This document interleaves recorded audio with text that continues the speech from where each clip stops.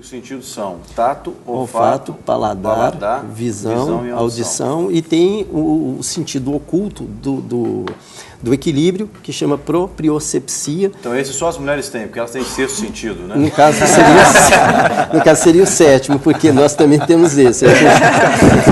Elas sabem unir melhor isso do que a gente, né? A intuição e etc. Mas à medida que você ouve música, por que a música ocupa muitas áreas do cérebro? Você tende a interagir com a música. Se eu estou tocando o instrumento, além de interagir com a melodia, com o ritmo, saber as variações que eu darei, eu também ainda tenho contato com o instrumento, seja ele de qualquer natureza. Outra coisa importante é o aspecto relativo a como que a experiência interna da pessoa, que daqui a pouco ele vai falar de leitura, que vai gerar uma coisa parecida, se eu estou ouvindo uma música, eu dificilmente fico só no som, na melodia, no ritmo. A música é som é deslocamento de onda. Então o ouvido, ele transforma aqueles, entre aspas, aí, ruídos em música. Vamos pensar o seguinte, nós estamos numa floresta e nós estamos a 2, 3 quilômetros de onde vai cair uma árvore. Se essa árvore cair, a pergunta é, vai existir som? Para nós não, porque nós estamos a muitos quilômetros, nós vamos só ver o movimento como se fosse um espetáculo pirotécnico que eu estou vendo. Daqui lá na Pampulha, na lagoa, que daria para ouvir, mas se eu estiver lá da cidade eu verei as luzes se acendendo, mas não teria a menor noção de que tipo de som está acontecendo.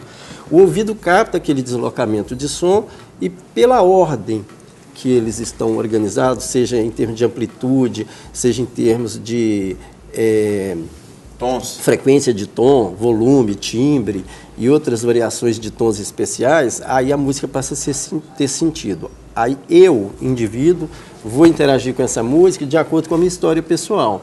Então isso vai me gerar emoções positivas ou negativas. Se forem positivas, eu estou tendo prazer. Se forem negativas, eu estou tendo aversão àquele som. Sim. E, de qualquer modo, o meu cérebro vai se expandir para administrar aquilo ali. Agora, eu queria até perguntar para o tio Uli, porque você, né, quando você está pensando ali no roteiro dos programas, você pensa em tudo. É a música, são os bonequinhos, então são vários estímulos.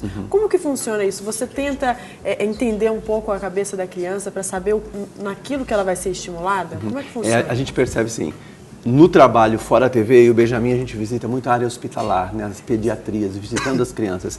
A música independente do gosto ou não da criança, ele é algo que reúne, né? Sim. É um bálsamo. Música dentro de um hospital é universal. Você reúne, você acalma, né? Você traz a criança para si. Então, a música ela tem essa magia toda de segurar. Agora, dentro do Tio dos Bonecos, eu uso também a música como um reforço do ensino.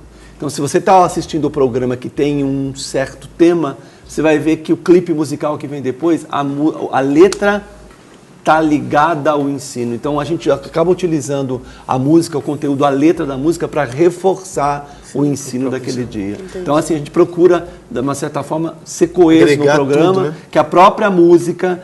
E é curioso que a maioria das cartas, dos e-mails dos pais, que a parte da que a criança mais gosta é o clipe musical. É a hora do parabéns a você, quer dizer, onde está ligado a música. Agora tem o Gilberto que faz essa parte da leitura como ninguém, então a gente quer saber a importância disso tudo na criança. A gente sabe que a criança não começa lendo, ela começa com as figuras, ela começa analisando objetos e depois ela tem essa sede de juntar palavrinhas e aí a realização. Eu, por exemplo, eu lembro quando eu comecei a ler a primeira palavra, eu achava aquilo o máximo, me sentia o vencedor, lembra? Né? Lembro ou se eu lembro? Nossa, eu me sentia o vencedor. Boa memória que ele tem. Pelo menos isso eu lembro, outras coisas não.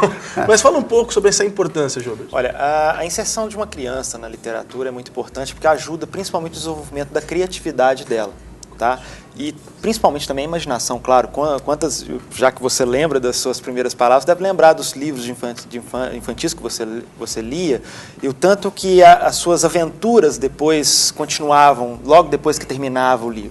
Tá? Essa questão lúdica do livro é muito importante, principalmente na inserção da criança, principalmente de 0 a 5 anos. E quem que ajuda isso? São os pais. Tem tudo a ver com o pai e a mãe. Tudo né? a ver com o pai e mãe. Vocês começaram falando o debate exatamente sobre a dificuldade hoje que as crianças estão tendo, cada vez mais isoladas, ou seja, até mesmo por causa da própria sociedade, né, hoje que nós vivemos. Acho que depende muito dos pais mudarem um pouco esse aspecto. E hoje a literatura tem sido uma boa arma para os pais ajudarem a combater essa solidão. Gilmar, mesmo nesse mundo virtual, por exemplo, porque eu penso que deve ser um desafio para as Nossa, editoras muito. tradicionais manter, por exemplo, o seu material atrativo como estímulo e incentivo no processo de aprendizado, porque a criança hoje ela prefere, você está aí segurando um tablet, por exemplo, o pai prefere às vezes dar um tablet para a criança, um tablet, ao invés de dar um livro, né? Então o desafio para o profissional da editora deve ser muito maior. Da continuidade. Muito. Até quando você vai falando, eu vou mostrar os livros que você trouxe, inclusive para sortear, aí você vai comentando já. Podia até pegar para a gente lá, Elcio, fazendo favor, para a gente abrir aqui, mostrar, tem jeito? Esses 3 livros aí, inclusive, estão sendo para sortear, então você pode sortear. Só um minutinho que tá. No 3253-3320, você pode falar ao vivo com a gente, 3209-3301, mas pode falar, João. Bom, é um desafio, sim. Eu até comento com vocês, o dia que eu assisti o lançamento do iPad pelo Steve Jobs, e ele mostrando, e aí teve um vídeo que mostraram como seriam os livros no futuro através dele. Aí mostraram Alice no País das Maravilhas. Eu até tenho aqui no tablet, se vocês quiserem ver. Eu quase caí da cadeira. Falei, gente, acabou meu mercado, acabou tudo, estou desempregado a partir de amanhã. Porque era extremamente visual, tátil ao mesmo tempo, extremamente animado, e a história estava ali no fundo. Eu falei, caraca, desculpa. Eu falei, nossa, eu não... Caraca não é pecado. Caraca, Os cariocas que liberaram. Mas eu falei, gente, mudou tudo, acabou, mudou tudo.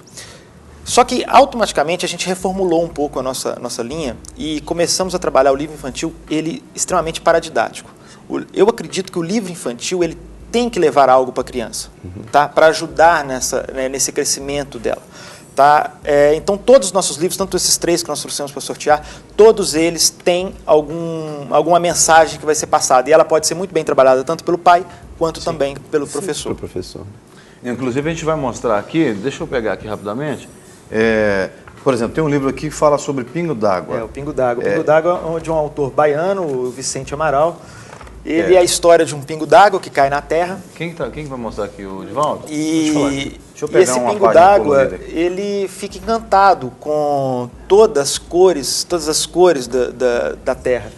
E o livro todo é o olhar do pingo d'água para as cores. Olha que legal o pingo d'água aqui na folha. Giovanni, mas você acha que alguma coisa vai substituir o contato gostoso com o livro? Essa é a papel, grande questão. Aqui no Brasil, ainda está tendo o livro digital, ele está engatinhando ainda. A gente vê crescimentos, por exemplo, no último números que teve, se não me engano, eu posso estar falando uma falácia aqui, mas acho que cresceu do ano passado 200% o crescimento do livro digital no Brasil. Só que ao mesmo tempo, na hora que você vai comparar no todo o mercado livreiro, é ínfimo.